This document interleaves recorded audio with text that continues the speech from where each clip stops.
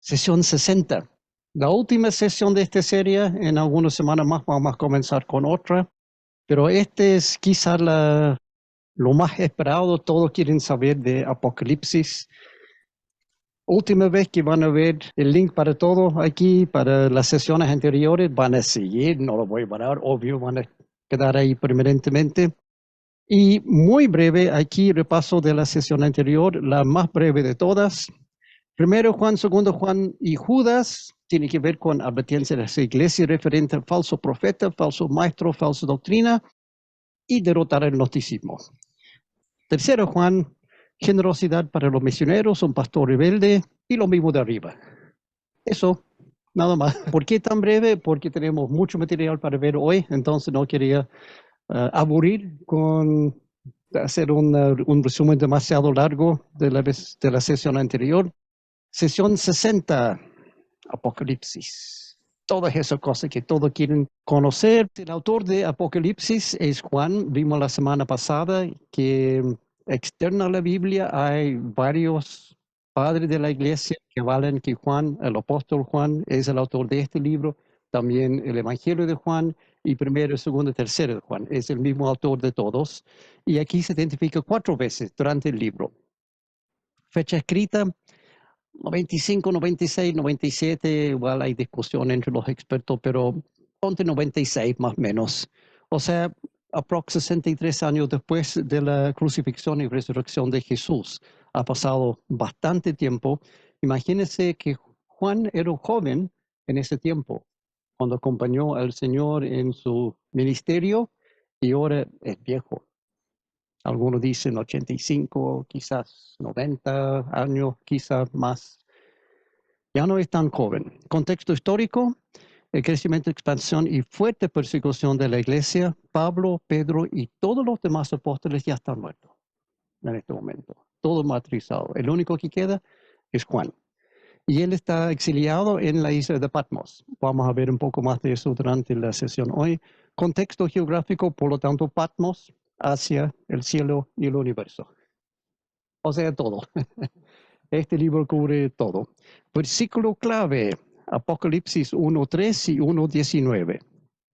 Dichoso el que lee y dichosos los que escuchan las palabras de este mensaje profético y hacen caso de lo que aquí está escrito, porque el tiempo de su cumplimiento está cerca. Escribe pues lo que has visto, lo que sucede ahora y lo que sucederá después. 5, 8, 9. Cuando lo tomó, los 4 seres vivientes y los 4 ancianos se postraron delante del Cordero. Cada uno tenía un arpa y copas de oro llenas de incienso, que son las oraciones del pueblo de Dios, y entonaban este nuevo cántico. Digno eres de recibir el rollo escrito y de romper sus sellos, porque fuiste sacrificado y con tu sangre compraste para Dios gente de toda tribu, lengua, pueblo y nación. Tengo 3 versículos claves aquí porque hay muchos temas en este libro y cada uno merece un versículo clave aquí. Vamos a entender la profundidad de cada uno durante la sesión. Tema principal, por lo tanto, la existencia, el poder, la soberanía, la justicia, la sabiduría, el amor y la bondad de Dios el Padre y Jesucristo. También Jesús es Rey de Reyes, Señor de Señores, y quienes confiamos en Él obtendremos la victoria final, la salvación y la vida eterna. Y quizás están pensando, pero yo que aquí no dice nada de 666 y bestias y el anticristo, y vamos a volver a ese punto. Este libro no es lo que muchos piensan que es. Propósito, revelado a Jesucristo en toda su majestuosidad, su persona, su poder, su autoridad y su plan para el futuro. Y algunos están mirando, no, eso no es lo que me contaron referente a Apocalipsis. Vamos a ver. Todo el mundo quiere saber de este libro. Todos los detalles, hasta el más mínimo, quieren examinar cada coma, cada punto, cada signo de interrogación y para entender el fin de los tiempos. Pero no todos están preparados para descubrir cómo hacerlo. Muchos llegan a leer este libro y dicen, no entiendo, ni pie ni cabeza. y tratan de leer algo y dicen, sí, creo que entendí. Pero no es tan fácil. Vamos a ver por qué. Hay que aprender cómo leerlo para entenderlo. Y el otro problema es que algunos no están dispuestos a aceptar lo que realmente dice este libro, porque no les gusta. La mayoría de las personas llegan a Apocalipsis con ideas ya preconcebidas sobre lo que es o lo que no es, y por lo tanto lo interpretan completamente mal, como quieren hacerlo, y que diga lo que quieren que diga. Y peor aún, ni siquiera quieren intentar interpretarlo correctamente y dan por vencido antes de comenzar. Hay muchos que hacen eso. Llegan 2, 3 páginas, no entendí nada. Quizás los primeros 3 capítulos se entienda. Llega el cuarto, capítulo 5, no, capítulo 6, ya están perdidos. Dios no escribió este libro con ninguno de estos propósitos. No es para confundir. Si estamos confundidos es que no entendemos cómo leerlo. Más bien, Él lo escribió para que puedas entender lo que Él quiere que sepa y luego actuar en base a ese conocimiento. O sea, para repetir la frase, la mayoría de las personas llegan a Apocalipsis con ideas preconcebidas. Por lo tanto, te invito a despejar tu mente de todas esas ideas y acercarse a ese libro con tu mente abierta. Olvídese de esa idea preconcebida que tú tienes sobre este libro y permite que el Espíritu Santo llene tu mente con lo que la palabra de Dios realmente dice sobre este libro. No lo que yo digo, no lo que alguna vez viste en un canal YouTube, no lo que escuchó un pastor decir. Deje que la Biblia enseñe lo que es este libro. Pregunta. Bienvenida de toda manera, en este quizá más que cualquiera. Si quieres hacer una pregunta, excelente. Como siempre, anótalo en una hoja. No sé si tienes lápiz y papeles, o anótalo en tu celular, tu computador, en tu mente, y después hazme llegar tus preguntas y voy a contestar en la próxima sesión. Pero comentarios del tipo, yo pensé que, o a mí me dijeron que, eso no son tan bienvenidos, porque eso es mostrar una idea preconcebida. No importa lo que tú pienses o lo que alguien te ha dicho referente a Apocalipsis, incluso cosas que yo había dicho referente a Apocalipsis. Borra todo eso de tu mente. Empezamos con, ¿cómo se llama? Borrón y cuento nuevo en cuanto a lo que es este libro. Lo único que importa es lo que dice la Biblia. Entonces estamos partiendo de esa base. Idea preconcebida, por ejemplo, el hilo central de este libro es el futuro, el fin del mundo, 666, Armagedón, y fuego, y azufre, y ángeles gritando en el cielo, y... No, incorrecto. El hilo central de este libro es Jesús. Así de simple. Jesús es el punto central, el enfoque, es todo en este libro.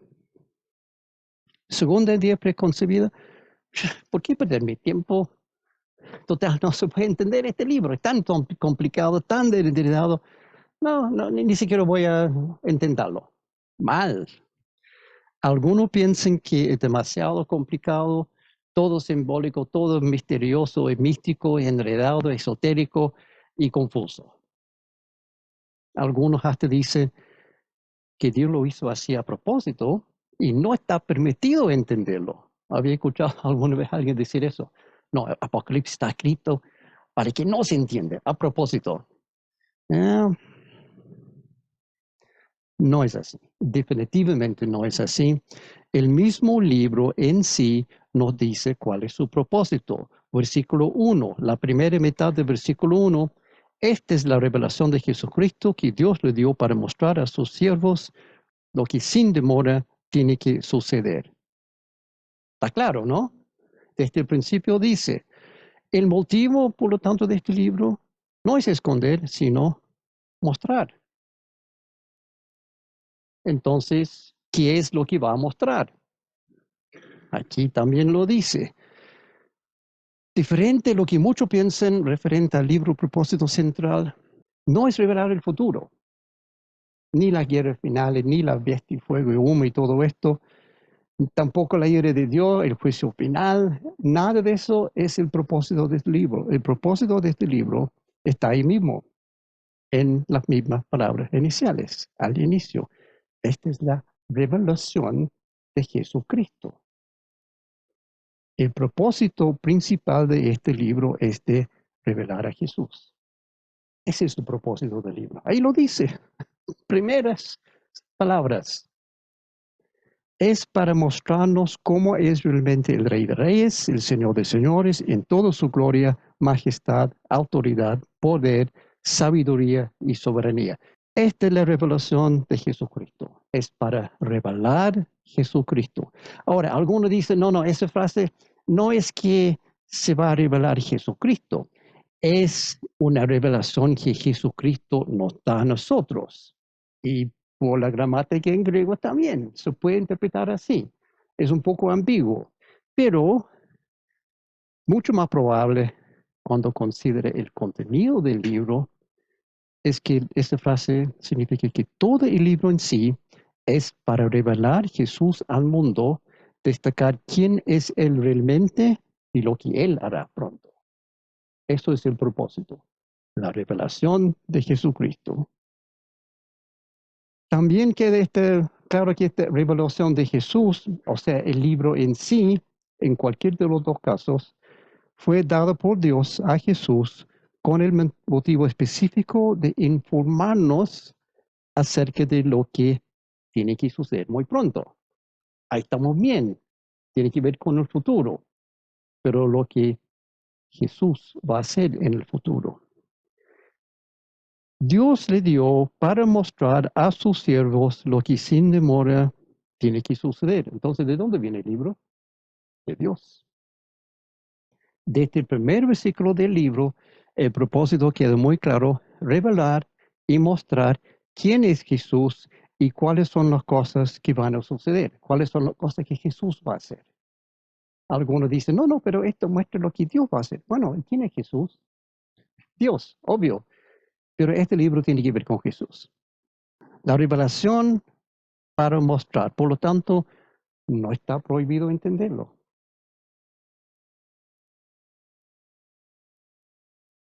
Ahora me ven a mí y no tanto en la pantalla. Qué triste. O sea, no está prohibido entender este libro. El mismo libro dice, este libro es para entender, para revelar, para mostrar. Nada que ver con esconder algún secreto. Al revés, el autor quiere que entendamos. Entonces, ¿quién es el autor? Van a decir, Juan. Quizás. Otra vez más, el mismo libro tiene mucho que decirnos referente a su autor y también su propósito. Apocalipsis 1, 1b y 3. Jesucristo envió a su ángel para dar a conocer la revelación a su siervo Juan, quien, por su parte, da fe de la verdad, escribiendo todo lo que vio, la palabra de Dios y el testimonio de Jesucristo. Comenzamos bien. La palabra de Dios, o sea, el autor es Dios. No es Juan. Muchos dicen, no, Juan escribió. Sí, Juan físicamente tenía el lápiz en su mano y escribió, pero el autor de este libro es Dios. Dice, escribiendo todo lo que vio, la palabra de Dios. Y Jesucristo envió a su ángel. Por lo tanto, el libro llegó mediante Jesús, quien envió su ángel a Juan para dar a conocer la revelación a su siervo Juan. Está claro, no hay nada escondido acá. O sea, el ángel viene con esta revelación de Jesús a Juan y Juan escribió el texto físicamente. Es importante entender este proceso porque Juan no es el autor de este libro, solamente escribió lo que vio. El autor es Dios. Este libro es, en el sentido más real, la palabra de Dios. Porque Juan escribió todo lo que vio, la palabra de Dios. O sea, eso es Juan, escuchando y después mirando la visión en el cielo y escribiendo. Juan es solo un periodista, un reportero, un escribano, un testigo fiel, porque él anotó todo lo que vio, todo escuchó, y él presenció varias cosas y las grabó con su lápiz y papel. no tenía celular en ese momento para grabarlo, entonces lápiz y papel, pero el autor es Dios. Perdón que destaque eso tanto porque es importante entender eso. ¿Quién quiere ser bendecido? ¿Alguno? ¿No todos? Sí, todos quieren ser bendecidos. Entonces, esto es lo que tienes que hacer. Dichoso el que lea y dichoso los que escuchan la palabra de este mensaje profético y hacen caso de lo que está aquí escrito, porque el tiempo de su cumplimiento está cerca. Ahí está, ¿quiere ser bendecido? Dichoso el que lea y los que escuchan. Dichoso, bienaventurado, dice algunas traducciones, es otra palabra por decir bendecido. ¿Quisiera bendecido? Escucha, lea este libro. Al leer, escuchar y entender el contenido de este libro es una bendición. Perfecto, entonces vamos a leerlo y ser bendecido. Ah, no, es condicional. ¿Viste lo que viene después? Y hacen caso de lo que aquí está escrito. Tu bendición no depende solamente de leer y escuchar, tienes que ponerlo en acción y hacer lo que dice. Tienes que conocer a Jesús tal como es personalmente, porque este es su propósito del libro, revelar quién es Jesús. Entonces, si quieres ser bendecido, tienes que conocer al Señor tal como es. Finalmente, otro punto muy importante aquí, y parece una pequeñez, pero es muy importante, este mensaje profético. El mismo libro dice que esto es profético. Vamos a entender un poco más por qué ese punto es importante. El mismo autor dice que este libro contiene mayormente profecía. También tiene otra cosa, pero mayormente es profecía. ¿Y qué? Uno dice.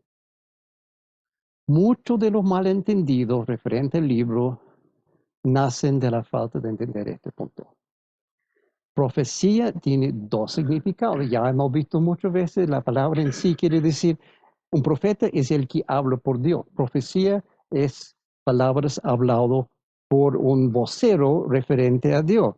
Pero también tiene el sentido de predecir el futuro. Y Apocalipsis es ambos sentidos. Incluso mucho más predecir el futuro que solamente hablar por Dios. Pero además de dos significados, también hay dos tipos de profecía. De ahí nace la confusión. Si no reconoce que esto, entonces va a terminar muy confundido. En la Biblia hay dos tipos principales de profecía, literal y profecía simbólica. No hay que confundirlos. El libro de Apocalipsis tiene ambos. No hay pistas para entenderlo tan fácilmente. Hay forma de entenderlo, sí, pero hay que entender que no es totalmente literal y tampoco es solamente simbólico. Para entender este libro, hay que saber cómo identificar cuáles partes son de cada tipo. Esa es como la clave principal aquí. Si no sabes cómo hacer eso, vas a terminar muy confundido al leer este libro. En general, en la Biblia no es tan difícil identificar qué es simbólico, qué es literal, o qué es poesía, o qué es narración. Porque entendemos eso. Hoy en día tenemos poesía, podemos identificar poesía. Tenemos leyes, podemos entender la parte legal de la Biblia. Pero aquí hay varias cosas en Apocalipsis y también otro libro de la Biblia donde no es tan fácil entender o determinar a prever esto. Por ejemplo, aquí te doy algo, parte de Apocalipsis que es lo que quieren escuchar, la parte jugosa. Apocalipsis 9, 1, 3 y 7. El quinto ángel tocó su trompeta y vi que había caído del cielo a la tierra una estrella, a la cual se le entregó la llave del pozo del abismo. Lo abrió y del pozo subió una humareda, como la de un horno gigantesco que oscureció el sol y el aire. De la humareda descendieron langostas sobre la tierra y se les dio poder como el que tienen los escorpiones de la tierra. El aspecto de las langostas era como de caballos equipados para la guerra. Llevaban en la cabeza algo que parecía una corona de oro y su cara se asemejaba a un rostro humano. O quizás este otro. Apocalipsis 13, 1 al 2. Y el dragón se plantó a la orilla del mar. Entonces vi que del mar subía una bestia, la cual tenía 10 cuernos y 7 cabezas. En cada cuerno tenía una diadema y en cada cabeza un nombre blasfemo contra Dios. La bestia parecía un leopardo, pero tenía patas como de oso y fauces como de león. El dragón le confirió a la bestia su poder, su trono y gran autoridad.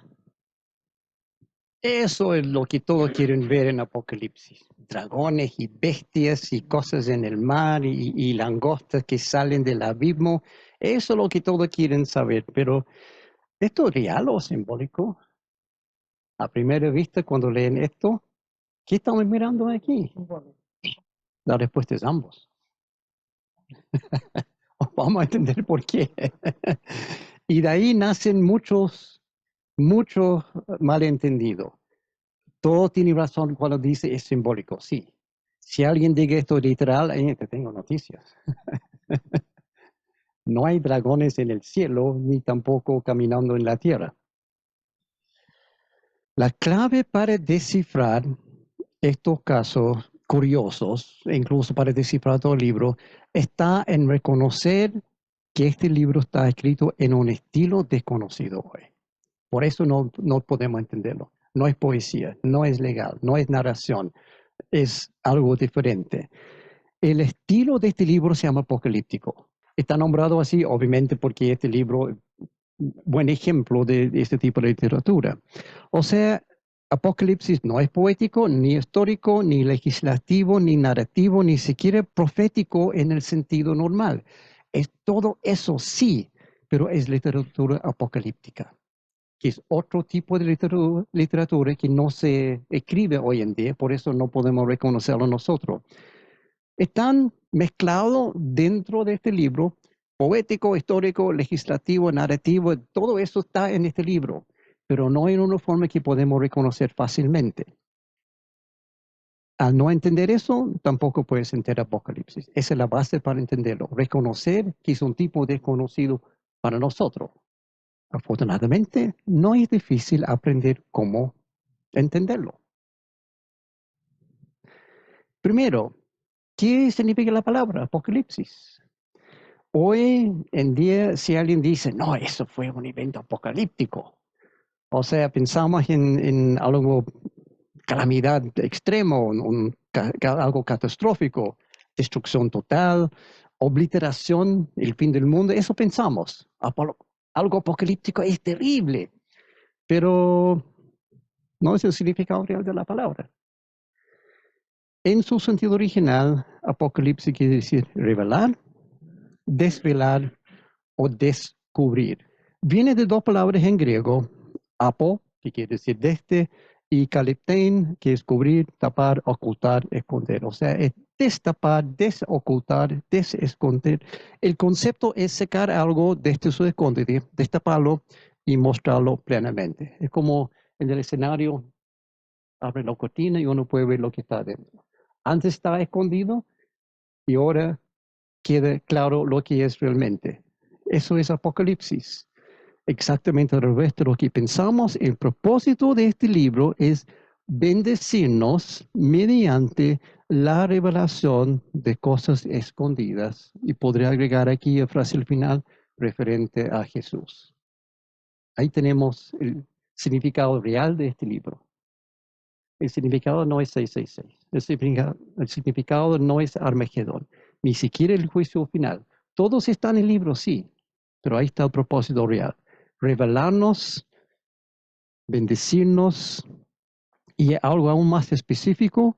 El punto básico de este estilo de literatura apocalíptico es revelar algo importante en la vida real mediante una presentación simbólica.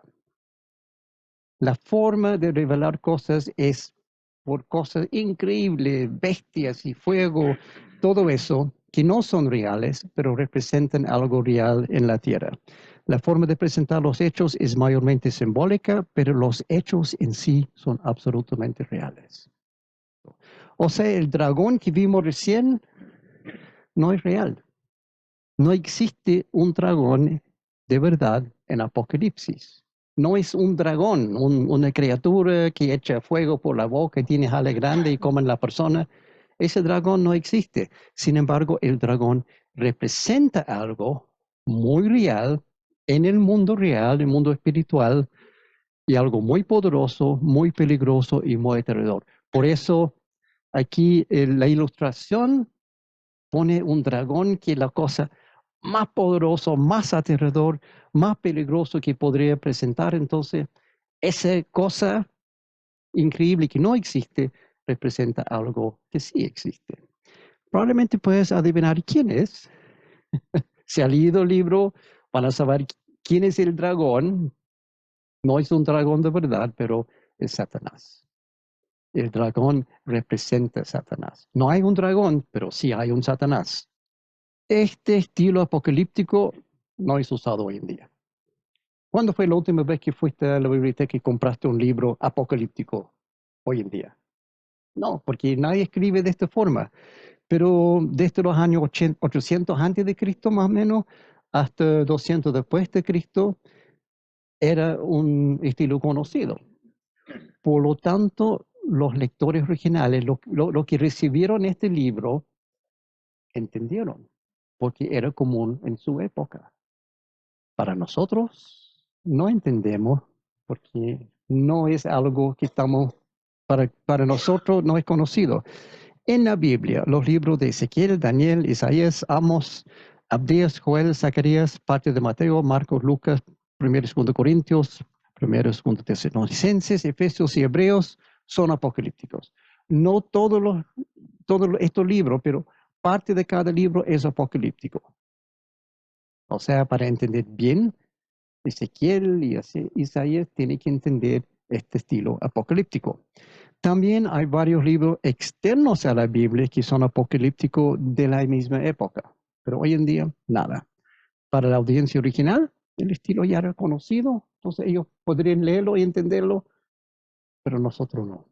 Para nosotros no es tan fácil de entender porque no estamos acostumbrados, por lo tanto tenemos que acostumbrarnos. Si quieres entender el libro, tenemos que aprender cómo entenderlo. Parece raro, pero es la forma. Es fundamental conocer algo de esta forma rara de escribir que se llama literatura apocalíptica antes de entrar en el libro en sí. Hemos visto algunas cosas en el libro y los dragones y langostas no entendemos todavía porque no conocemos la forma de interpretarlo. Por lo tanto, lo que vamos a hacer rápidamente aquí es un muy breve clase referente a lo que es el estilo apocalíptico. 5 puntos importantes aquí. Está escrito en tiempos de gran tumulto, persecución y opresión. Ahí inició el estilo en esos tiempos. Es literatura estructurada, cuidadosamente. Cuando uno lee Apocalipsis va a decir, ¿qué? ¿Estructura? No, aquí no. Sí, hay estructura. Una vez que entiende cómo está escrito, va a ver cómo está formado. No es algo como que alguien habló y otra persona está tomando apuntes como un sermón, sino está compuesto con precisión, siguiendo una estructura y con un diseño claro. Por lo tanto, hay forma, hay flujo de pensamientos, uso creativo del lenguaje, etc. Se presenta en la forma de visiones, sueños, viajes por otro mundo. Esa es la forma normal de escribir algo apocalíptico. La intención es comunicar un sentido de misterio y la revelación de secretos ocultos. Y a menudo el mismo texto incluye una clave o una guía para ayudar a entender el secreto. Vamos a ver algunos casos de eso hoy. Las imágenes y símbolos son formas de fantasía que representan la realidad. Su lenguaje es críptico, metafórico y simbólico. Bueno, eso hemos visto. Cuando uno lee Apocalipsis por primera vez, esto está escrito en código, no se entiende nada. Fuego, humo, oscuridad, relámpago, bestia extraña, criatura rara con cabezas, dragones, etc. Todo eso es muy común en literatura apocalíptica. El propósito es pintar un mundo que no existe en la realidad como un medio de comunicación para presentar verdades en el mundo que sí existe. Esa es la forma. Es una forma muy estilizada, esquematizada de escribir. O sea, hay grupo ordenado de tiempo, eventos interactuando de forma ordenada. Hay secuencia de números. Si han leído una vez Apocalipsis, va a notar que, por ejemplo, el número 7, el número 12, el número 3, se repite una y otra vez. Son simbólicos, tienen significado.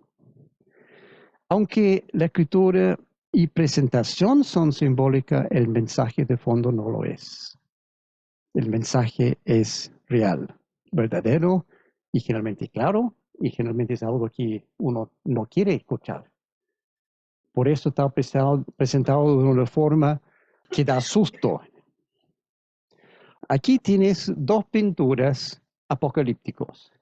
No en el sentido que representa Apocalipsis, pero sí en cuanto a representación del estilo. ¿Cuándo fue la última vez que tú miraste por tu ventana de noche y viste un cielo así? Nunca. Pero mirándolo se entiende que es un cielo. O esta mujer aquí, ¿alguna vez viste una mujer que tiene esa cara? Obviamente nunca. Son puras figuras geométricas, pero mirándolo se entiende cuál es el mensaje, ¿no? Lo mismo con literatura apocalíptica. Esta mujer no existe, pero representa algo que sí existe en la realidad. Ese es el punto de literatura apocalíptica. Lo mismo con ese tipo de pintura. Por lo tanto, no se puede leer este libro pensando que está leyendo el diario o una revista o un mensaje de WhatsApp o algo en Instagram o Facebook o lo que sea. Los conceptos son diferentes y gran parte del mal entendimiento y confusión referente a este libro nace de tratar de interpretarlo como si fuera un libro de hoy, usando los métodos de hoy. Y por eso, si uno trata de leerlo de esa forma, va a terminar muy mal. Afortunadamente, hay un método que nos permite entender correctamente este texto. Para entenderlo correctamente hay que tomar en cuenta algunos puntos claves o reglas. Vamos a ver solo 4. Hay más reglas, pero estos son los 4 básicos y los que han pasado aquí por Escuela de Liderazgo lo van a entender al tiro. Primero, perspectiva original, o sea, el significado del texto es lo que el autor quiso decir. Así de simple. No es lo que yo pienso del texto o lo que un pastor dijo referente al texto, es lo que el autor quiso decir desde su punto de vista. En otras palabras, no podemos interpretar este libro en términos modernos según nuestra pinta, nuestra perspectiva, idea o filosofía. Si trata de hacerlo, puede llegar a una conclusión, pero sería una conclusión muy errónea. Este libro fue escrito en el año 0096 en el Medio Oriente y nosotros vivimos en el siglo XXI en el Occidente. Los tiempos son totalmente diferentes. Fue escrito en griego y estamos leyendo en español. Los idiomas sí se puede traducir, pero los que hablan más de un idioma van a entender que no es tan fácil y muchas veces no se puede realmente transmitir el concepto fácilmente. Por ejemplo, la palabra español trámite. Todos entendemos que es un trámite, pero trato de ponerlo en inglés. Yo fui al centro a hacer un trámite. Decir eso en inglés es muy enredado porque trámite, el concepto de trámite no existe en inglés. Lo mismo acá, traducir griego al español se pierde mucho. Hay idiomas diferentes, culturas diferentes, sistemas políticos diferentes, estilo de vida, otra forma de escribir, otro tiempo. No se puede leer este libro como si fuera el diario de ayer. Al leer hay que tomar eso en cuenta. Primero, perspectiva original, pensar el autor. ¿Qué quiso decir el autor? Identificar su punto de vista y partir de esa base. Regla número 2, la Biblia interpreta la Biblia. Las claves para entender Apocalipsis están en la Biblia. No es necesario buscar algo en el Corán o las Vedas o en ninguna otra parte. Todo lo que se requiere para entender este texto está en la Biblia. No hay que buscar nada externo. Generalmente la Biblia provee la interpretación, no es necesario inventar explicaciones esotéricas ni enredar teorías filosóficas. La Biblia en sí tiene todo lo necesario para entender este libro. Mucho del simbolismo en Apocalipsis viene de Daniel, Ezequiel, Zacarías y Isaías. Leer Daniel es mucho más fácil, se puede entender el simbolismo en Daniel y el mismo simbolismo aplica en Apocalipsis. Por ejemplo, si quieres entender qué es una bestia que tiene múltiples cabezas y cada cabeza tiene varios cuernos y corona, en Apocalipsis no va a encontrar la respuesta, pero en Daniel sí. Sentido simple. Esto es quizás lo más complicado para algunos. El texto significa exactamente lo que dice a primera vista, en el sentido normal y la gramática normal, pero tomando en cuenta el estilo y uso del lenguaje figurativo y simbólico. O sea, si yo leo poesía hoy en día, lo voy a tomar exactamente lo que dice a primera vista, entendiendo que es poesía. Lo mismo acá. No hay que buscar sentidos ocultos, ni códigos secretos, ni significados alternativos, ni la quinta pata del gato. Por ejemplo, esto es lo que muchos hacen aquí. Aquí tenemos un cuadro bien famoso, la Mona Lisa. Pero algunos llegan a decir, mira, aquí hay algo raro aquí detrás de la dama. Parece que es un puente. Ah, pienso que Leonardo está diciendo que tiene una conexión secreta con la mujer. ¿De dónde sacaste eso? No está en el cuadro. Es un puente nomás. Y muchos hacen eso con Apocalipsis. Encuentra una frase, una palabra y dice, oh, mire lo que dice acá. Quiere decir que a menos que se puede basar eso en algo de Daniel o Ezequiel o Isaías, no, es solamente tu idea, tu invención. Peor aún es ignorar completo el cuadro. O sea, yo no quiero ver el cuadro, yo quiero verme en otro detalle que ni siquiera es parte del cuadro. Por ejemplo, no entiendo el simbolismo acá, o sea, aquí en el marco. ¿Qué es esto aquí? ¿Qué quiere decir Leonardo con esta curiosa figura? ¿Es un pez? ¿Es un choclo? ¿Qué está diciendo aquí? Y muchos hacen eso con Apocalipsis. Ven un detalle, nada que ver con lo que está tratando de decir el autor, y pon atención al detalle, no a la imagen que está frente a sus ojos. Buscando significado en detalles totalmente sin importancia. Muchos lo hacen con Apocalipsis. O sea, no busca patas adicionales. Tal gato no existe. No hay gato con 5 ni 6 patas. Está perdiendo tu tiempo. Y finalmente, contexto, contexto, contexto. El significado de cada frase se puede entender por su contexto completo, o sea, los versículos alrededor, el capítulo entero, el libro entero y el resto de la Biblia. Es como la forma de ampliar hasta entender qué está diciendo cada texto. Contexto no es solamente las palabras en sí, sino también la gramática, idioma y además la forma de usar la palabra en los tiempos y la cultura del autor. Por eso insisto tanto en Blue Letter Bible para buscar las palabras en griego y entender cómo está usado en ese tiempo. Es muy importante. Pero también incluye contexto de otros libros de la Biblia, no libros externos a la Biblia que hablan del mismo tema. Ya había mencionado que para entender Apocalipsis, primero hay que entender Daniel porque tiene muchos temas y conceptos en común. Y Daniel es más fácil de entender. Entonces, esas son las reglas que tenemos que usar. Perspectiva original, o sea, pensar en el autor. La Biblia interpreta la Biblia, no buscar nada externo a la Biblia. Sentido simple, el texto dice lo que dice y contexto, contexto, contexto. Estas 4 reglas son parte de la ciencia de la hermenéutica, que es una forma, un juego de reglas que se puede usar para interpretar cualquier texto, no solamente la Biblia. Si encuentras algo en Platón, por ejemplo, puedes usar la misma regla para entender lo que quiso decir en su libro. En cualquier libro pueden usar estas reglas para interpretar correctamente. términos muy sencillos, hay que leer este libro desde el mismo punto de vista del autor y de un creyente en Roma o Grecia o Asia Menor al final del primer siglo o durante el principio del segundo, en el sentido simple del texto y usando el resto de la Biblia para iluminar el texto. Esa es la forma de leer Apocalipsis para entenderlo, usando estas 4 reglas. Ningún otro punto de vista es válido. Y ya tenemos las herramientas, entonces, manos a la obra.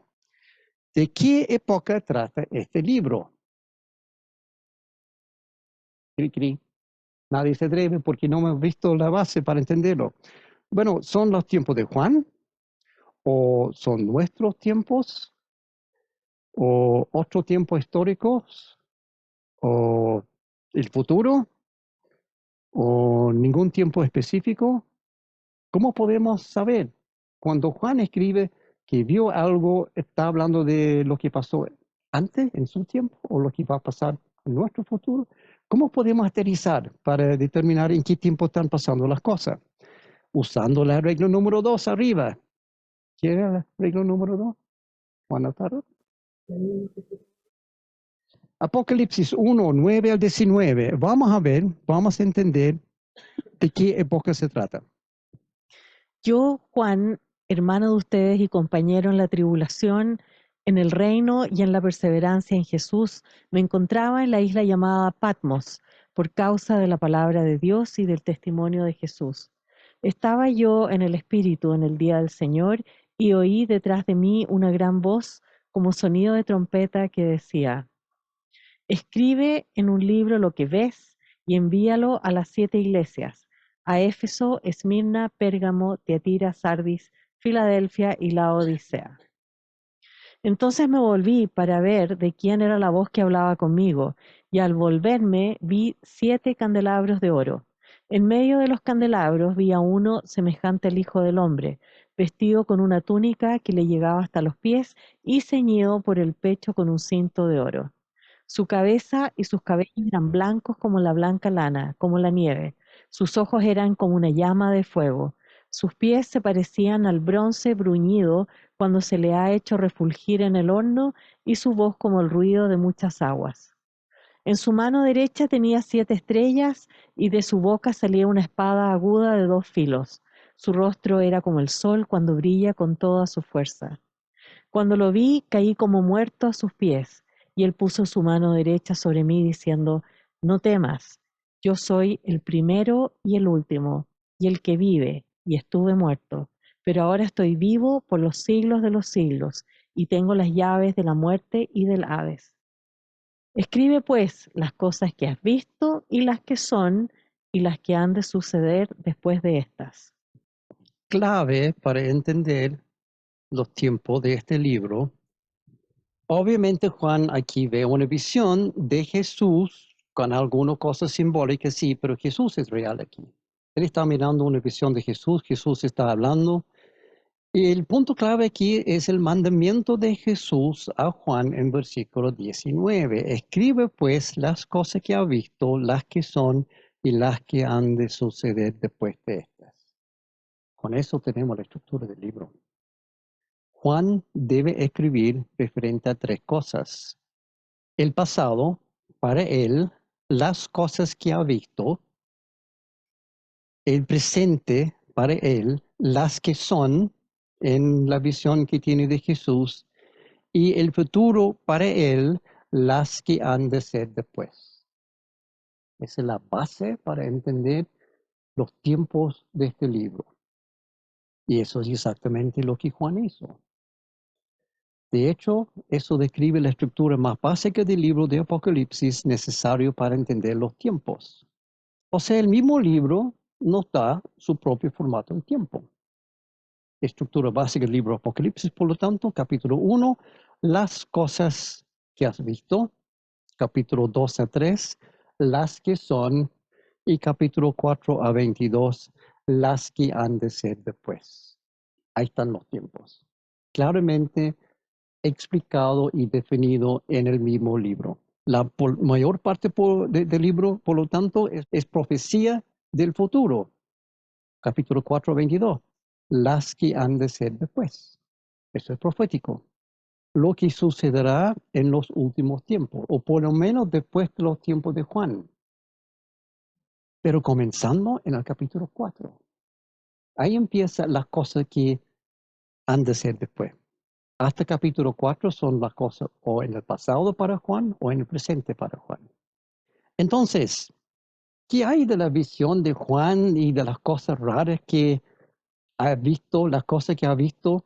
Es como una ilustración de alguien de esta visión que tiene Juan. Juan vio algunas cosas muy raras en esa visión.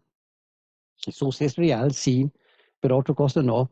Y hasta el momento ni él ni nosotros tenemos la mínima idea de qué se trata. Juan mire esto y tal como nosotros está pensando, ¿qué son esos candelabros? ¿Qué son las estrellas? Yo dije recién que la literatura apocalíptica, muchas cosas no son reales sino simbólicas. De ser así, tampoco son reales los candelabros y estrellas. Simbolizan algo.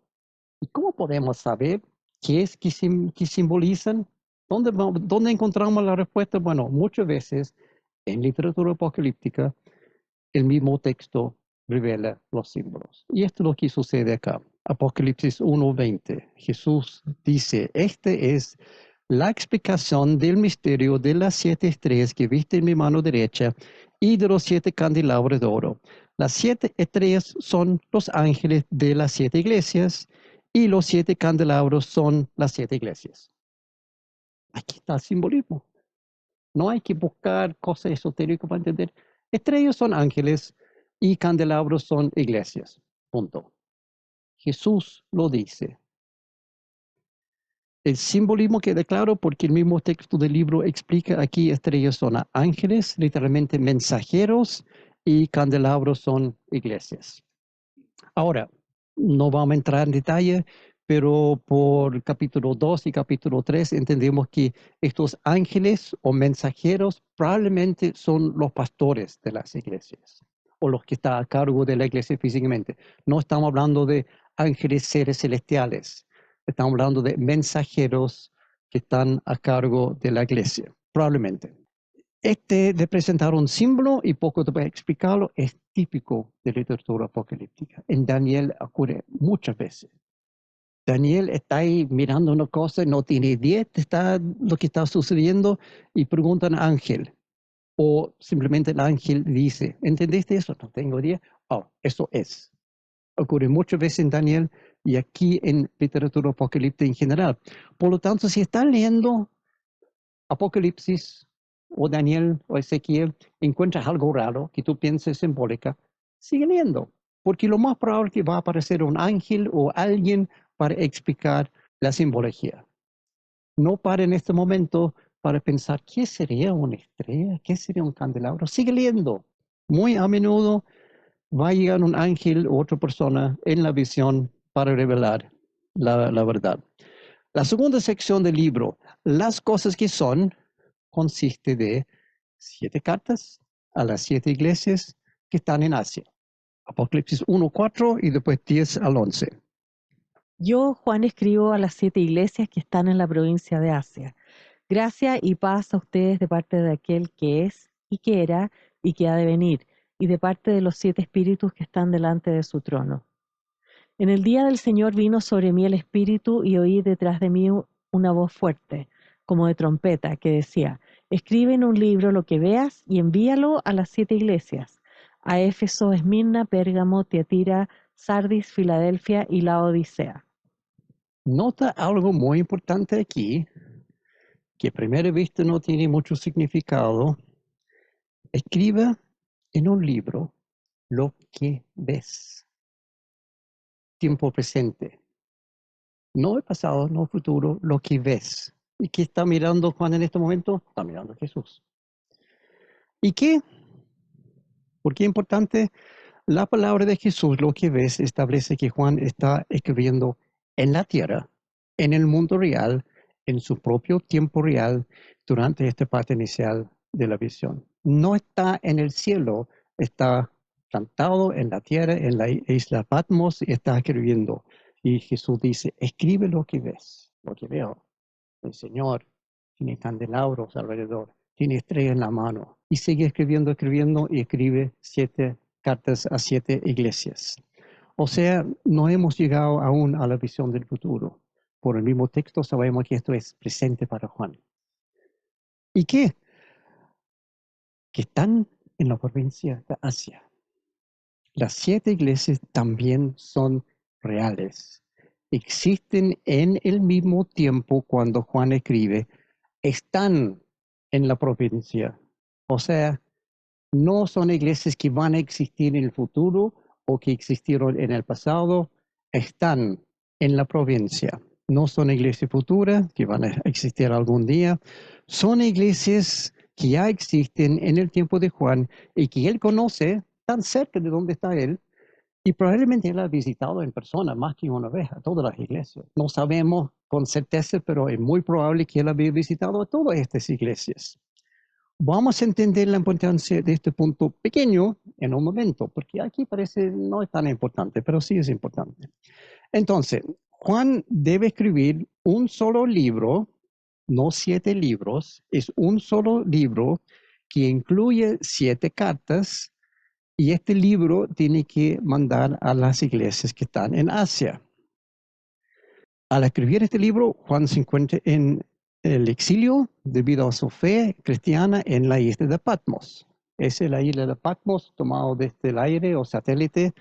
No es una isla muy bonita. Era una colonia penal de Roma. Ahí mandaron a los presos. Y no sé, en la Biblia obviamente no está claro, pero por fuente externa de la Biblia parece que cuando te mandaron a Patmos, tú llegaste y eso, no hay comida, no hay donde dormir, no hay nada. Tú tienes que encontrar tu propia comida, tú tienes que buscar la forma de protegerte de los elementos. Está abandonado. Había muchas personas en la misma situación, sí, pero Roma no tenían cárceles de buen nivel. Las 7 iglesias y la secuencia indicada en el texto son aproximadamente en la forma de un círculo acá. Aquí está Juan, aquí están las 7 iglesias. Vamos a ver una de estas cartas para entender qué son y cuál es el propósito. Apocalipsis 2 del 1 al 7. Escribe al ángel de la iglesia de Éfeso. Esto dice el que tiene las 7 estrellas en su mano derecha y se pasea en medio de los 7 candelabros de oro. Conozco tus obras, tu duro trabajo y tu perseverancia. Sé que no puedes soportar a los malvados y que has puesto a prueba a los que dicen ser apóstoles, pero no lo son. Has descubierto que son falsos. Has perseverado y sufrido por mi nombre sin desanimarte. Sin embargo, tengo en tu contra que has abandonado tu primer amor. Recuerda de dónde has caído. Arrepiéntete y vuelve a practicar las obras que hacías al principio. Si no te arrepientes, iré y quitaré de su lugar tu candelabro. Pero tienes a tu favor que aborrece las prácticas de los nicolaitas, las cuales yo también aborrezco. El que tenga oídos, que oiga lo que el Espíritu dice a las iglesias. Al que salga vencedor le daré derecho a comer del árbol de la vida que está en el paraíso de Dios. No vamos a entrar en todos los detalles de todas las 7 cartas, pero eso te da una base para entender.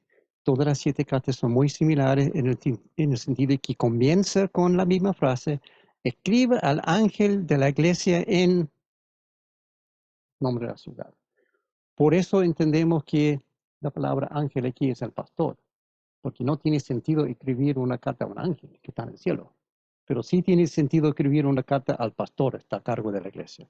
Todos terminan con la misma frase: el que tiene oído, oiga lo que el Espíritu dice a las iglesias. Curioso, porque cada carta está dirigida a una sola iglesia, pero al final dice, el Espíritu dice a las iglesias. Hay estructura, hay diseño, hay forma. Todas las cartas tienen el mismo formato. Empieza generalmente diciendo cosas buenas referentes a la iglesia, cuando hay, en algunos casos no hay nada bueno que decir. También cosas malas, en algunos casos no hay nada malo que decir. Y después recomendaciones de lo que tiene que hacer. Es igual. Pero ¿por qué la carta a una iglesia específicamente termina diciendo, oigo lo que el Espíritu dice a las iglesias? Muy fácil. hay un solo libro que incluye las 7 cartas. Y ese libro va circulando entre las iglesias. O sea, cada iglesia puede leer lo que el Señor dijo a las demás iglesias. Qué vergüenza para algunos. Yo tengo en tu contra, pediste, abandonaste tu primer amor. Y todos los demás van a leer eso. Cada iglesia puede leer todas las cartas. Además, el número 7 es simbólico. Toma en cuenta en la cultura judía. Es el número de Dios, el número de perfección, completitud, totalidad. Cuando hay un número 7, hay que pensar, esto probablemente simboliza algo que está completo, que no falta nada. O sea, 7 iglesias incluye no solamente las 7, sino todas las iglesias. Son para todas las iglesias, no solamente en estas 7 iglesias especiales en Asia. Y también pensando en todos los tiempos, o sea, para nosotros hoy en día en nuestras iglesias. Este es un punto clave aquí. Muchos teólogos dicen que en realidad el propósito completo del libro son estas 7 cartas. Nosotros queremos saber de 666 y Armagedón y las bestias y el humo, el fuego, pero los teólogos dicen, no, el punto aquí central son estas cartas. La visión del futuro sirve para animar a las iglesias que están siendo perseguidos, están sufriendo en los tiempos de Juan. Es el propósito de lo que viene, los otros capítulo 4 a 22. Pero el propósito central de este libro son las 7 cartas. Por ende, las cartas son el mensaje central y el mensaje de cada carta es la palabra de Jesús. Jesús hablando a las iglesias. Y la Fran tiene un signo de interrogación en su cara.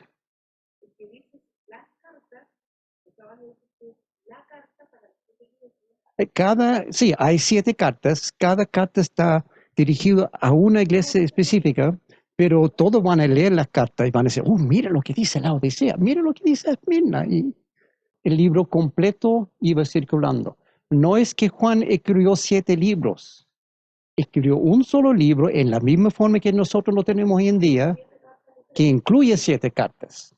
Y esas 7 cartas son el punto central del libro, porque son para cada iglesia.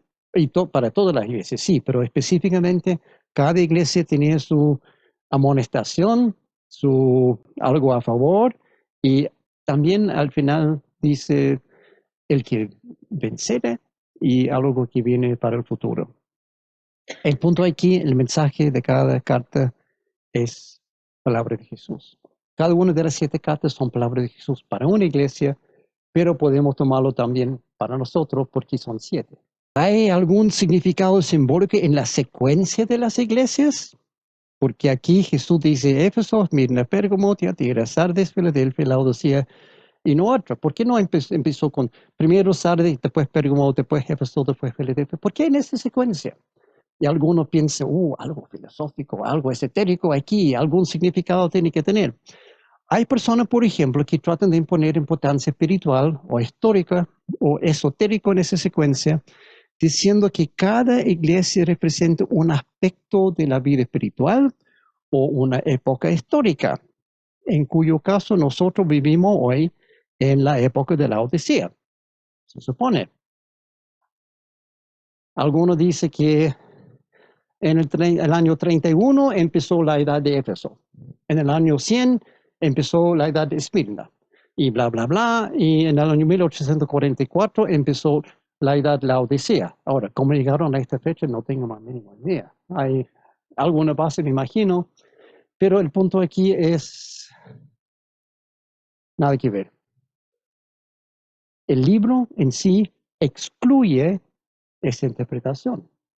¿Por qué? Bueno, por la palabra de Juan mismo y por la palabra de Jesús. Sabemos que Juan está escribiendo a 7 iglesias físicas reales que existieron en su época y que él conocía. El Señor no dice, escriba a una iglesia que va a existir aquí en el año 586. Juan dice, escribo a las 7 iglesias que están en la provincia de Asia. Él sabe lo que está escribiendo. Está escribiendo un libro que va a circular entre estas iglesias que sí existen. Jesús dice, escribe en un libro lo que ves, envíalo a las 7 iglesias. ¿Cómo vas a enviarlo a una iglesia que no existe todavía? ¿O una iglesia que dejó de existir hace 30 años? Son para iglesias que existen en el momento de Juan. Son iglesias de parte 2 del libro, las cosas que son, no parte 3, las cosas que han de ser después. Eso empieza en capítulo 4. No hemos llegado al capítulo 4. Por lo tanto, podemos descartar esa teoría. Yo sé que es popular hoy en día pensar que hay edades para cada iglesia, pero también hay un problema lógico aquí. Por ejemplo, ¿qué pasa con el hombre que vive aquí en el año 1500? Para él va a pensar, no, el año 1500 es la Odisea. Y va a comprimir todos los demás para que la Odisea, el séptimo iglesia, llegue a su momento. Y lo mismo en el tipo que vive en el 1800. O sea, aquí este gráfico depende de la fecha del que está escribiendo. Si el Señor no venga hasta el año 2200, entonces va a cambiar su forma de nuevo, seguramente. Eso ya va en contra de una regla que vimos. ¿Cómo puede saber este tipo que está en la edad de Sardis y no está en Filadelfia o la Odisea o Tiatira? ¿Cómo puede saberlo? Es imposible. Regla número 1, perspectiva original. ¿Cuál es la perspectiva original? Juan, escribiendo a iglesia que existe. Eso es lo que tenemos que pensar. El libro está escrito a iglesias que existieron en los tiempos de Juan. La explicación de la secuencia de los libros es otra. ¿Cuál es? Muy simple. A ver, ¿dónde está Juan cuando escribe este libro? Patmos 1, 9 y 10. Dice claramente, yo, Juan, me encontraba en la isla llamada Patmos por causa de la palabra de Dios y el testimonio de Jesús. Está preso en Patmos. ¿Dónde está Patmos? Ahí está. Es una pequeña isla en la costa de Asia Menor, donde Juan estaba preso por su fe. ¿Dónde están las iglesias? Ahí están. Éfeso, Esmirna, Pérgamo, Tiatira, Sardis, Filadelfia, Laodicea. ¿Cuál es el punto acá? Es simplemente el recorrido postal. Pum, pum, pum, pum, pum, pum, pum. O sea, Juan entregó su libro a un mensajero, dijo, toma esto, y es el camino más corto para que llegue a todas las iglesias. Y por eso lo puso en esa secuencia. No hay nada más complicado que eso. El camino más lógico y más corto para el mensajero. No hay que buscar la quinta pata del gato. Explicación simple, sirve. La tercera sección del libro es la parte que todos quieren ver. Es la parte jugosa, con los misteriosos jinetes y multicolores y sellos y trompetas y criaturas con varias cabezas y todas las cosas raras que quieren en el futuro referente a los tiempos finales. Eso es lo que todos quieren ver. ¿Y cómo sabemos que es así? ¿Que eso es el futuro? Quizás también para los tiempos de Juan. Porque el mismo libro lo dice claramente sin lugar a ninguna duda. Capítulo 4, versículo 1. Después de esto miré y vi una puerta abierta en el cielo. Y la primera voz que me había oído como sonido de trompeta que hablaba conmigo decía, sube acá y te mostraré las cosas que deben suceder después de estas. O sea, de este punto en adelante, Juan está en una visión en el cielo, mirando el futuro, las cosas que van a suceder después. El libro explica claramente los tiempos. Por lo tanto, ya hay una teoría que voy a mencionar que dice, todo este libro ya había sucedido antes que Juan escribiera. Está hablando del inicio de la persecución bajo Nerón y todo eso, emperador romano, pero ya había terminado cuando Juan escribe. No, claramente no es así. O sea, Juan termina de anotar el texto de cada carta y ahora es llamado a subir al cielo para presenciar las cosas que deben suceder después. Solo por entender la estructura del libro anunciado por el mismo libro podemos identificar claramente los tiempos. Y perdone que insiste tanto en eso, pero es clave para entender bien el libro. Desde aquí en adelante, Juan no está en la tierra, no está en su propio tiempo, está en el cielo y mirando el futuro. Además, de este punto en adelante, considerando que Juan ya no está en la tierra en tiempo real, sino en una visión apocalíptica del futuro, mucho de lo que él ve es simbólica, no real. Hasta el momento está mirando cosas reales. Ahora empieza lo simbólico. Lo que Juan ve tiene significado real, obvio, pero se le muestra en forma de simbolismo y a veces desconectado del tiempo real de la tierra, porque en el cielo no está sujeto al tiempo nuestro. El Señor no vive en nuestro tiempo, el Señor vive simultáneamente en todos los tiempos. Entonces las cosas que Juan ve en el cielo no son necesariamente en secuencia del tiempo nuestro, y eso también causa confusión. Pero ya me cansé de interpretar yo. Ahora lo toca a ustedes. Y nadie dice, sí, ya saben cómo hacerlo, ya te he mostrado cómo. Entonces van a poner en práctica lo que aprendieron hasta el momento de cómo interpretar el simbolismo apocalíptico. ¿Están listos? No, sí. Todo el capítulo 4 es la descripción de la visión que tiene Juan. Uno dice, ven para acá, te voy a mostrar lo que viene después. Llega al cielo y esto es lo que sucede en el cielo. Versículos 2 y 3. Al instante estaba yo en el espíritu y vi un trono en el cielo y alguien sentado en el trono. ¿Dónde estamos ahora? El cielo, obvio, ciertamente estamos en el cielo, en la sala del trono de Dios. Aquí dice el texto. Pero estamos en el espíritu, no en realidad en la tierra. Eso hay que tomar en cuenta. Ok, próximo versículo dice, el que estaba sentado en el trono, obviamente, tiene un aspecto semejante a una piedra de jaspe o cornalina.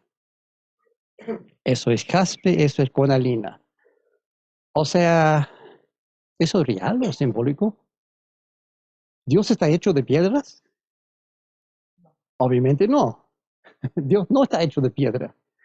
Entonces, ¿cuál es el simbolismo acá? Cuando uno ve esas piedras, ¿qué piensa?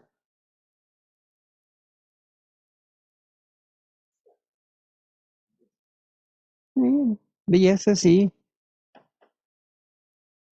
¿Qué hay de fuego, de energía, de luz, de calor, de poder?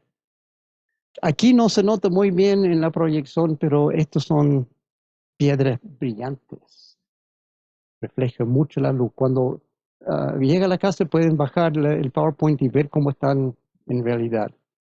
Son rojizos, pero rojo fuerte. Uno entiende, aquí, en esa piedra hay algo poderoso. Es el sentido aquí. Es simbólico, porque Dios no está hecho de piedra, pero sí poderoso. Sí tiene energía, sí tiene poder, sí es brillante, semejante, exacto, exacto.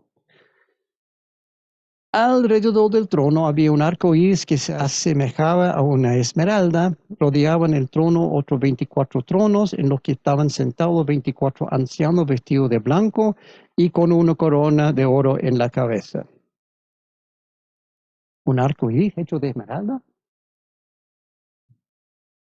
¿Real o simbólico?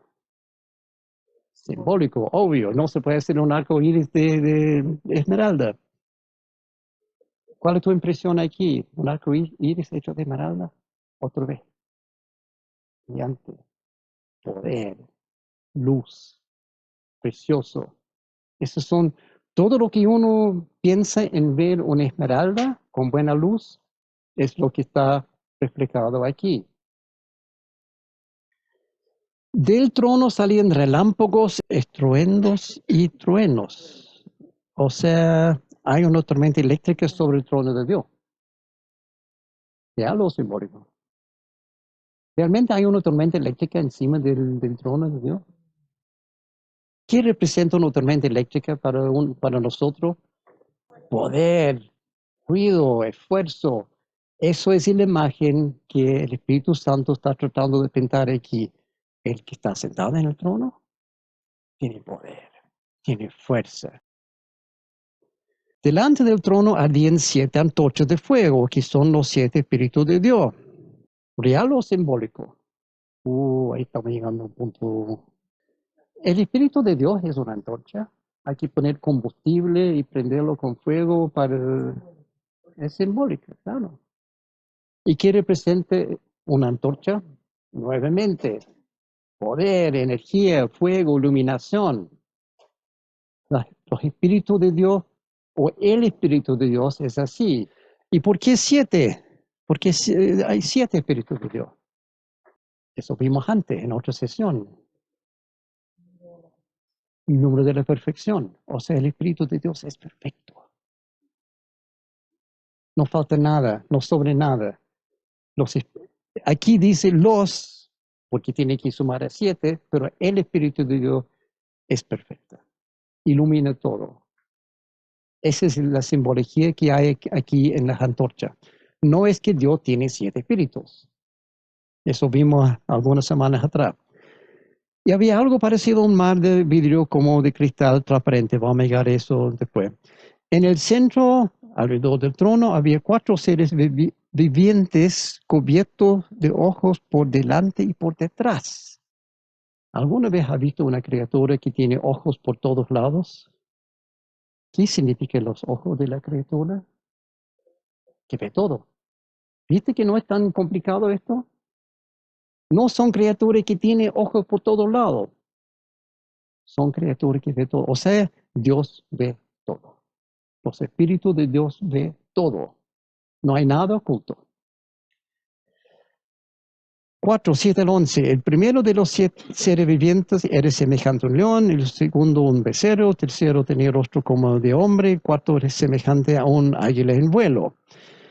Cada uno de ellos tenía 6 alas y estaba cubierto de ojos, más ojos, por encima y por debajo de las alas. De día y noche repetían sin cesar: Santo, Santo, Santo es el Señor Dios Todopoderoso, el que era y que es y que ha de venir.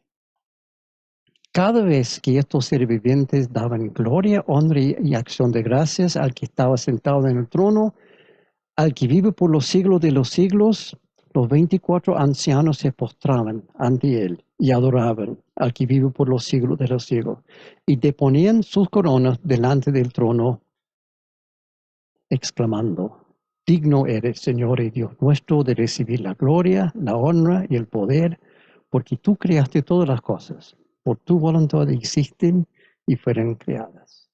¿Cuál es la imagen? Pero esta es la sala del trono del Señor. ¿Cuál es tu impresión leyendo todo este capítulo 4? Dios es todopoderoso.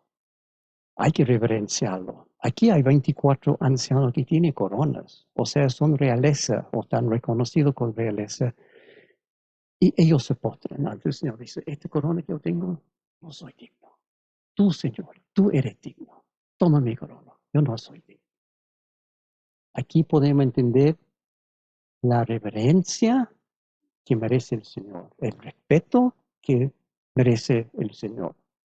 ¿Cómo deberíamos actuar frente al Señor? Estos son 24 ancianos, de alguna forma realeza, y ellos, rostro al piso. Ahora podemos entender cómo es el cielo. Algo, solamente por esta parte, capítulo 4, podemos entender algo de cómo es el cielo. El propósito del capítulo 4 es simplemente dejarnos saber quién es Dios y también presentar el escenario donde sucederán las escenas principales del resto del libro. Aquí está el Espíritu Santo como abriendo la cortina y podemos ver: este es el cielo y aquí van a suceder las cosas. Capítulo 4 en adelante, todo sucede desde la perspectiva de esta sala del trono. No en la tierra, en el cielo, en el Espíritu. Y la descripción del capítulo 4 da a entender la autoridad absoluta, la majestuosidad, el poder, la gloria, la santidad y el esplendor de la presencia de Dios. Aunque Dios es sin duda el poder central del libro, Él nunca habla en este libro. Posiblemente con excepción de alguna parte del capítulo 21, pero Dios no habla en este libro. Curiosamente, aunque Dios está presente en toda su gloria, honor, poder y santidad durante el resto del libro, Él no es el actor principal de este libro. Capítulo 5 aparece otro personaje. En la mano derecha del que estaba sentado en el trono vi un rollo escrito por ambos lados y sellado con 7 sellos. También vi a un ángel poderoso que proclamaba a gran voz: ¿Quién es digno de romper los sellos y de abrir el rollo? Pero ni en el cielo, ni en la tierra, ni debajo de la tierra hubo nadie capaz de abrirlo ni de examinar su contenido. Y yo lloraba mucho porque no se había encontrado a nadie que fuera digno de abrir el rollo ni de examinar su contenido. El de los ancianos me dijo: Deja de llorar, que ya el león de la tribu de Judá, la raíz de David, ha vencido. Él sí puede abrir el rollo y sus 7 sellos. Entonces vi en medio de los 4 seres vivientes del trono y los ancianos a un cordero que estaba de pie y parecía haber sido sacrificado. Tenía 7 cuernos y 7 ojos, que son los 7 espíritus de Dios enviados por toda la tierra. Se acercó y recibió el rollo de la mano derecha del que estaba sentado en el trono. Cuando lo tomó, los 4 seres vivientes y los 24 ancianos se postraron delante del cordero. Cada uno tenía un arpa y copas de oro llenas de incienso, que son las oraciones del pueblo de Dios, y entonaban este nuevo cántico: Digno eres de recibir el rollo escrito y de romper sus sellos, porque fuiste sacrificado y con tu sangre compraste para Dios gente de toda tribu, lengua, pueblo y nación. De ellos hiciste un reino, los hiciste sacerdotes al servicio de nuestro Dios y reinarán sobre la tierra. Luego miré y oí la voz de muchos ángeles que estaban alrededor del trono, de los seres vivientes y de los ancianos. El número de ellos era millares de millares y millones de millones. Cantaban con todas sus fuerzas: Digno es el Cordero que ha sido sacrificado de recibir el poder, la riqueza y la sabiduría, la fortaleza y la honra, la gloria y la alabanza. Y oí a cuánta criatura hay en el cielo, en la tierra, debajo de la tierra y en el mar, a todos en la creación que cantaban: Al que está sentado en el trono y al Cordero, sean la alabanza y la honra, la gloria y el poder por los siglos de los siglos. Los 4 seres vivientes exclamaron: Amén, mientras los ancianos se postraron y adoraron. O sea, el personaje central de Apocalipsis es Jesús, sin lugar a duda. Dios está presente, sí, pero el libro tiene que ver con Jesús. Jesús es la única persona en todo el universo digno de abrir el rollo. No había nadie más, ni arriba ni abajo, por ningún lado. O sea, no hay nadie como Jesús. Ese es el punto de este libro. Hay mucho simbolismo en esta descripción de capítulo 5, sí, pero no vamos a entrar en detalle todavía, para otra oportunidad. Parte es obvio: el cordero degollado, que está de pie, que estaba muerto, que está vivo. Sí, obviamente sabemos que es Cristo, pero muchas cosas en esa descripción no tan claro. El punto por ahora es entender que este libro se trata de Jesús. Es la revelación de Jesucristo. Es el único digno para abrir los sellos en el rollo. Y eso es lo que hace. Capítulo 6. Jesús comienza a abrir los 7 sellos uno por uno. Vi cuando el Cordero rompió el primero de los 7 sellos y oí a uno de los 4 seres vivientes que decía con voz de trueno: Ven. Miré y apareció un caballo blanco. El jinete llevaba un arco. Se le dio una corona y salió como vencedor para seguir venciendo. Cuando el Cordero rompió el segundo sello, oí al segundo ser viviente que decía: Ven. En eso salió otro caballo de color rojo como el fuego. Al jinete se le entregó una gran espada. Se le permitió quitar la paz de la tierra y hacer que sus habitantes se mataran unos a otros. Cuando el Cordero rompió el tercer sello, oí el tercero de los seres vivientes que decía, ven. Miré y apareció un caballo negro. El jinete tenía una balanza en la mano y oí como una voz en medio de los 4 seres vivientes que decía, 1 kilogramo de trigo o 3 kilogramos de cebada por el salario de un día, pero no dañes el aceite ni el vino. Cuando el Cordero rompió el 4.º sello, oí la voz del 4.º ser viviente que gritaba, ven. Miré y apareció un caballo amarillento. El jinete se llamaba Muerte, y el Hades lo seguía de cerca. Y se les otorgó poder sobre la 4ª parte de la tierra para matar por medio de la espada, el hambre, las epidemias y las fieras de la tierra. No es muy bonito. Cada sello desata algún desastre en la tierra. Los jinetes no son reales, los caballos no son reales, representan algo que sucederá en la tierra. Los sellos son simbólicos, pero lo que desatan es real. Eso es el punto de literatura apocalíptica. En este caso, los caballos jinetes no son reales, representan algo, pero no existen de verdad. Sin embargo, lo que representan realmente sucede en la tierra. O sea, guerra, muerte, hambruna, son cosas que van a suceder en la tierra. No vamos a entrar en los detalles de cada sello. Hay 7, vimos recién solamente 4 y los 4 son muy simples. Pausa comercial dice, para todos los jugosos detalles del fin del mundo, sintonice el próximo estudio en este mismo canal, comenzando en septiembre. Profecía y los tiempos finales. Ahora regresamos a nuestra programación normal. Ya tiene la fecha, ¿no? Vale la pena mencionar que el 7.º sello ocurre en capítulo 8 y este sello hace algo diferente. Cuando el Cordero rompió el 7.º sello, hubo silencio en el cielo como por media hora. Y vi a los 7 ángeles que están de pie delante de Dios, a los cuales se les dieron 7 trompetas. Ok. Entonces el 7.º sello consiste de una serie de 7 tocadas de trompeta. Jesús saca cada uno de los sellos, llega al 7.º y no desata algo inmediatamente en la tierra, sino los sellos, el 7.º desata una serie de trompetas. Ok, entonces, ¿qué hacen las trompetas? Similar a los sellos, cada trompeta desata un desastre real. Apocalipsis 8, del 6 al 9. Los 7 ángeles que tenían las 7 trompetas se dispusieron a tocarlas.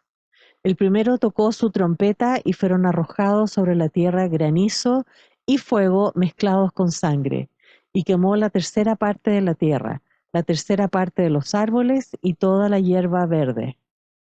El segundo ángel tocó su trompeta y fue arrojado al mar algo que parecía una enorme montaña envuelta en llamas. La 3ª parte del mar se convirtió en sangre, entonces murió la 3ª parte de las criaturas que viven en el mar. También fue destruida la 3ª parte de los barcos.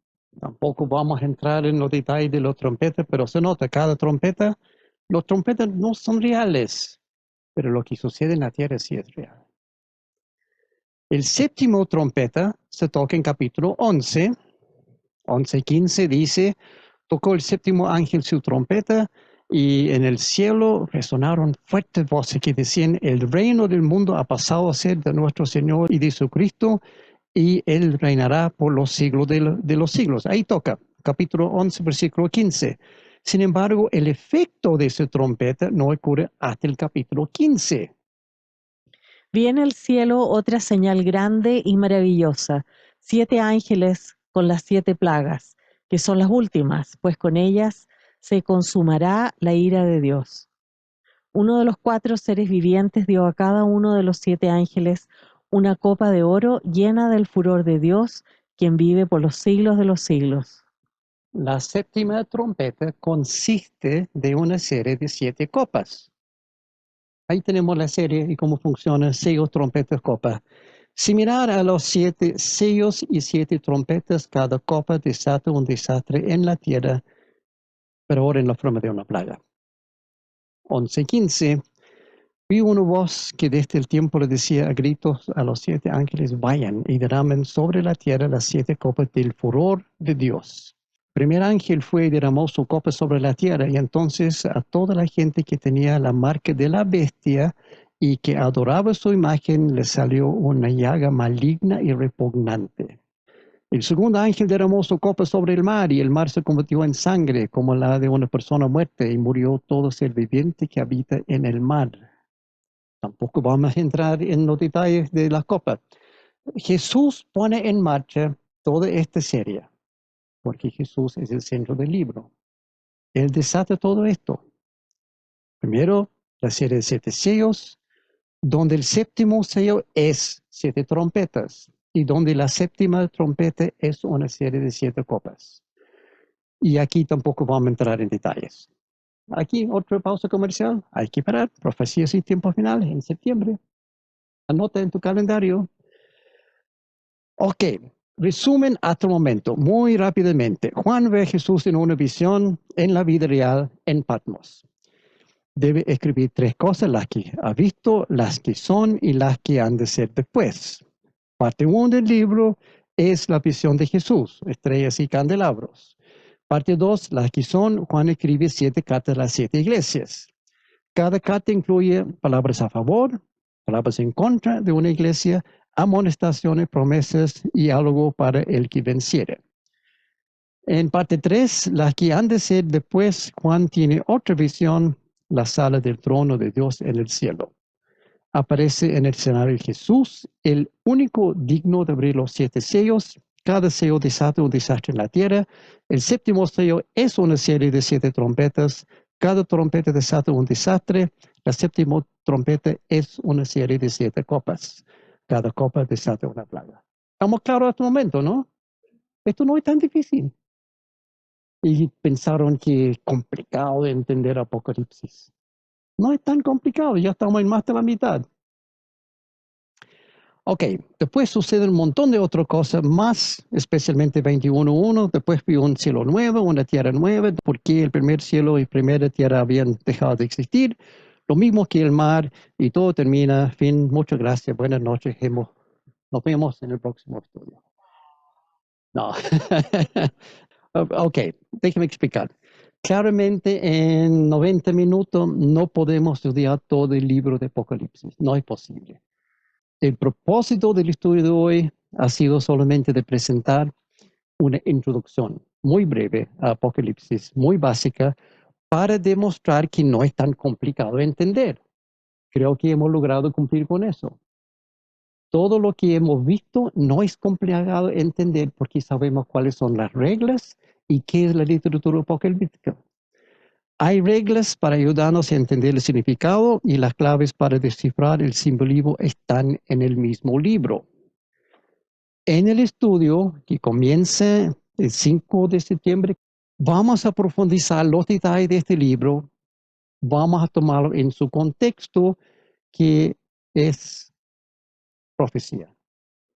La culminación de todas las profecías en la Biblia que no se han cumplido aún hasta la fecha. Hay más, 500 profecías que no se han cumplido, no porque Dios se equivocó, sino porque no ha llegado el tiempo todavía. Y estos 500 profecías tienen que ver con los tiempos finales. Entonces vamos a tomar el punto de vista de ver profecía y ver cómo está cumplido en Apocalipsis. Esa es la forma de entender Apocalipsis de verdad. ¿Qué dijo Daniel? Se cumplió en Apocalipsis, y ver las interconexiones. El esquema general de Apocalipsis no lo vamos a ver en detalle. Ahí está. Si quieres verlo, está en el PowerPoint después. Listo, chao. Pero el tema central de Apocalipsis es simplemente: no hay nadie como Jesús. Eso es el tema. Es la revelación de Jesucristo. Jesús es el principio, es el fin, es el único camino que podemos tomar para llegar al cielo. No hay otra forma para llegar a Dios, porque Jesús es Dios. Apocalipsis 22, del 12 al 14. Miren que vengo pronto. Traigo conmigo mi recompensa y le pagaré a cada uno según lo que haya hecho. Yo soy el Alfa y la Omega, el primero y el último, el principio y el fin. Dichosos los que lavan sus ropas para tener derecho al árbol de la vida y para poder entrar por las puertas de la ciudad.